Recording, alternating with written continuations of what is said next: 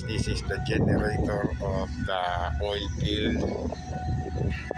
They are using to build this structure to build and store parts. So if you're in Canada, this is the pipes that are using the heavy pipes under the screen. This is the equipment using the generator.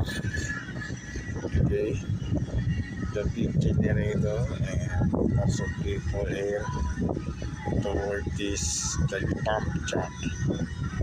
Okay,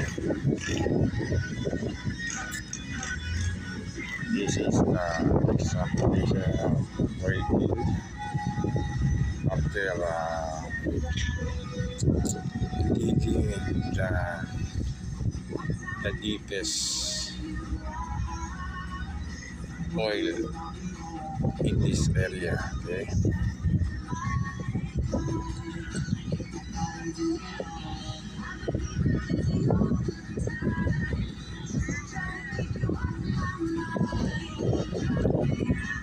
so let me share to you my vlog. So subscribe and click the notification bell for coming this video to my YouTube channel.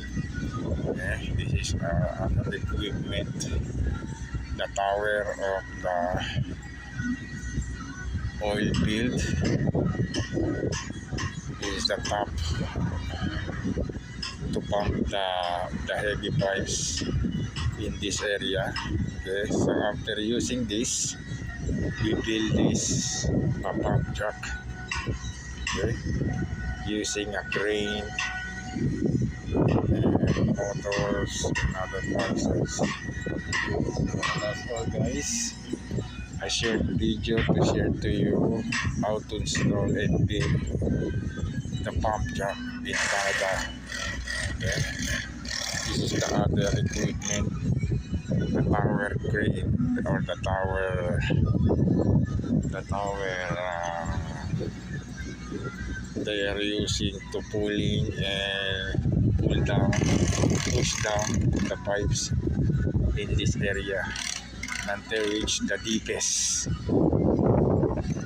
the oil in this location. Okay, that's all, guys. So subscribe and click the notification bell and share the video.